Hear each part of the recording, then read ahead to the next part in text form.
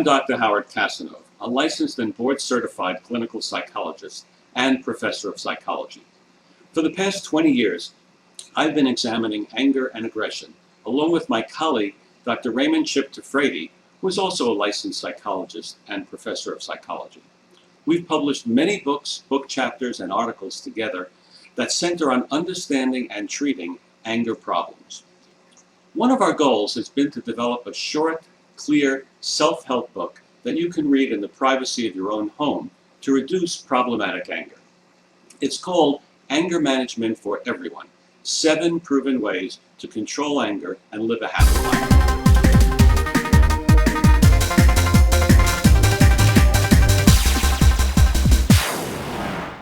In this video, I'd like to tell you a bit about anger basics. Then I describe our anger episode model, and I'll briefly describe the 7 techniques that can be of immense help to you. Of course, we would like you to buy Anger Management for Everyone, since we can only briefly describe the techniques in this short video. However, we hope that by watching, we'll send you along a good path to enjoy life more fully. Okay? Let's get started.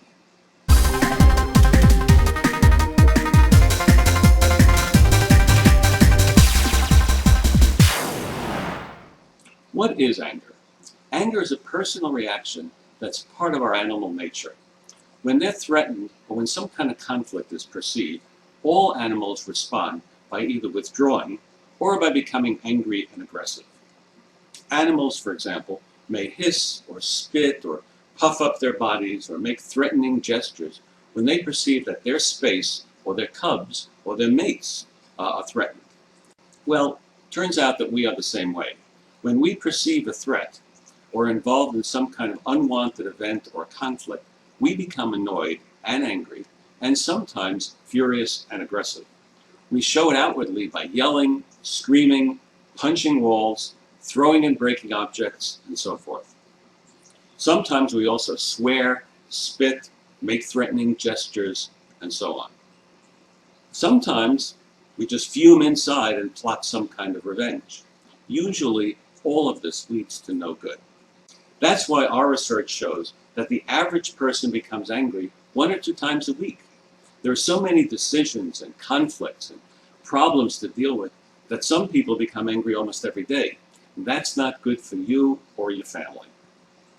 We react on what Dr. Tafrate and I call automatic pilot. That is, we just use whatever response we've always used.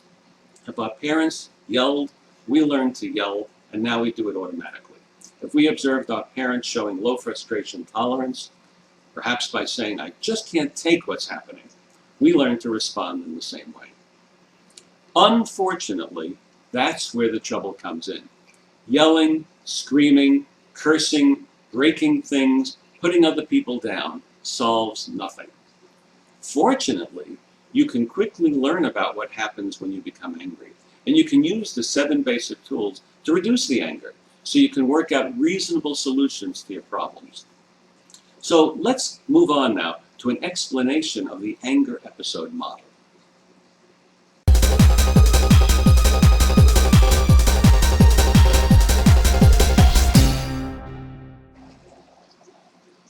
Anger can occur in almost any situation, but let's use as an example anger while driving. The anger episode begins with a trigger, and that may be a slow driver in front of you, or it might be a driver who is weaving back and forth.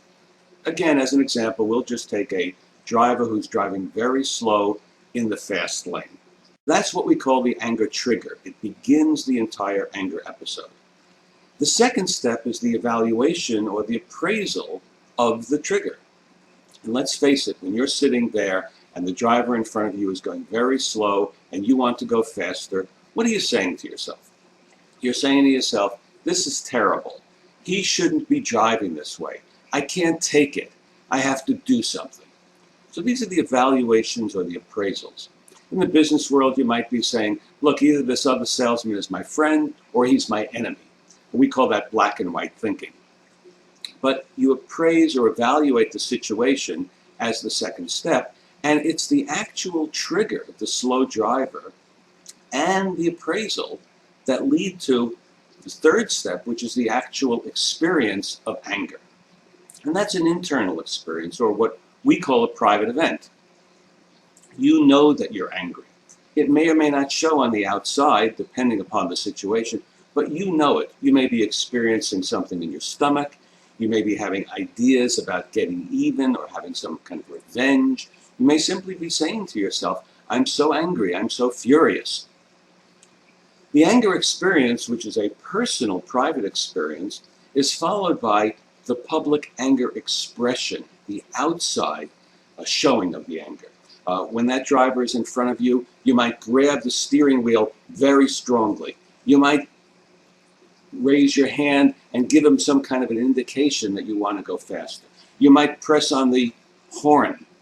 In different situations, you might break a pencil. You might throw a book. You might throw something against the wall. All outside signs that you're angry. If you throw that book against another person, if you hit another person, then it becomes aggression. So anger and aggression follow the private experience of anger. That public expression then has outcomes, and the private experience has outcomes also, and that's the final step in the anger episode model. What happens to people in the short run and the long run when they become angry? Well, there are a lot of negatives to anger. There's often social rejection. People don't want to be near angry folks. You may have difficulties advancing on the job because people don't like you or see you as a good team leader. You may get yourself involved in substance abuse, alcohol, or drugs. You may wind up getting in lots of arguments, additional arguments and fights. We know that there are cardiovascular outcomes of long-term anger. You may find that you develop high blood pressure, that you have pains in your chest, or that you have a full-blown heart attack. We know that when people are angry, their thinking becomes cloudy, and if you're working with tools, power tools, there's an increased chance of having an accident. We know that when people become very angry, they may engage in crimes of passion, really hurting another person, and then you wind up being involved with the criminal justice system. So anger has lots and lots of negative outcomes, and it's one of the reasons why it's important to bring it under some degree of management, some degree of regulation, some degree of control.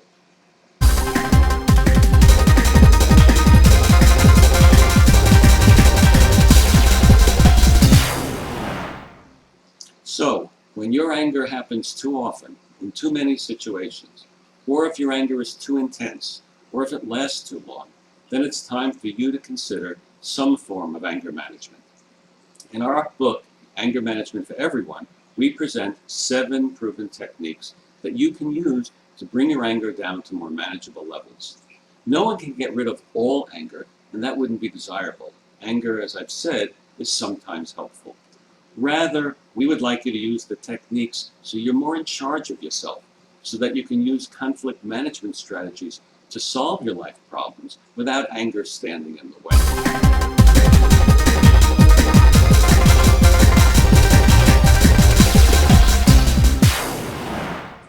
Okay, let's take a look at the 7 techniques that you can use to minimize your disruptive anger. Number 1, avoidance and escape. Sometimes you're involved in problematic business meetings with colleagues at work, and one of the best things you can do is take a break. Go have a cup of coffee, take a walk. Ask your colleague if you can talk about the problem later or tomorrow, later in the week.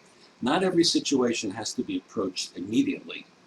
And sometimes we find that people think they have to approach and solve the problem. Sometimes it's good just to avoid the problematic situation. Number 2, social problem solving. Taking the example of difficulty with a colleague at work. We ask people to generate 5 different solutions to the problem because all too often people are operating on automatic pilot. They do what they've been doing for years, even though it hasn't been working. Number 3, change the way you think about your life and the problem.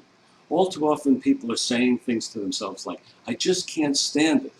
And the truth has been, they've been working at the job for 5 years and have been standing it for 5 years. So rather than saying I can't stand it, we try to help people think better with words such as I don't like it, I wish it were different.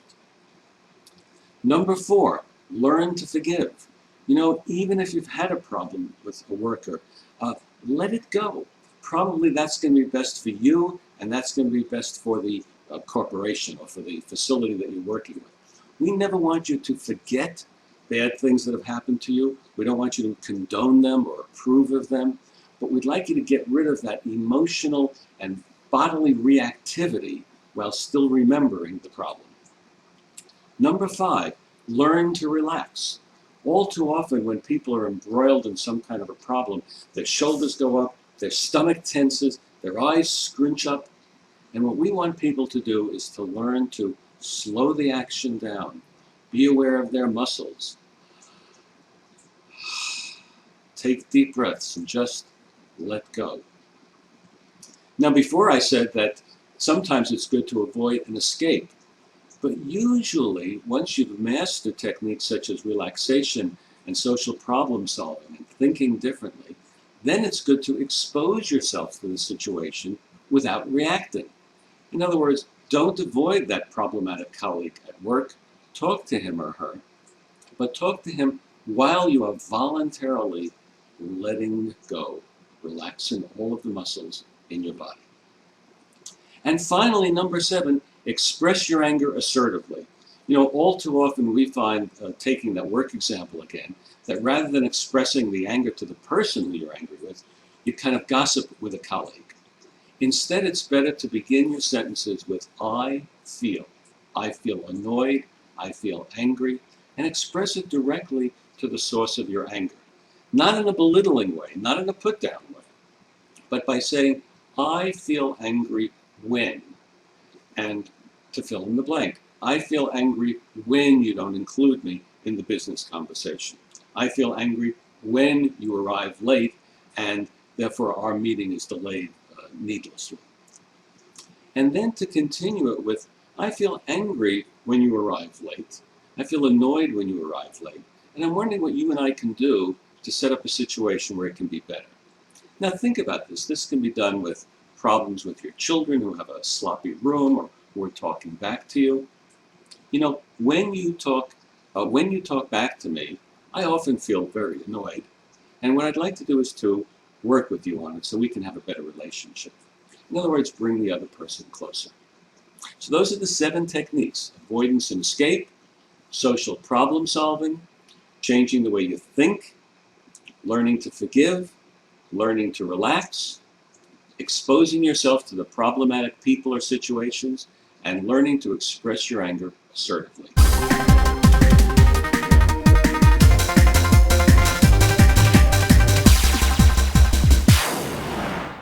Okay, so here's the summary. Everybody becomes angry. It's part of our biological past. However, when anger is too frequent or too intense or lasts for too long or is expressed inappropriately with aggression, it gets you into big problems. All anger episodes follow a sequence of events, starting with the trigger. The triggers are praised. You then have your personal anger experience and your anger expression and the outcomes, which are often negative. While you can never get rid of anger, and that would not be desirable, you can learn to bring it under some degree of control to manage it appropriately by learning how to, and when it's proper to avoid and escape, by learning how to solve your problems in a socially appropriate way, changing the way you think about your life, learning to forgive and to relax, then eventually exposing yourself to those problematic people and situations while you're relaxing and thinking better about them, and learning to express your anger assertively.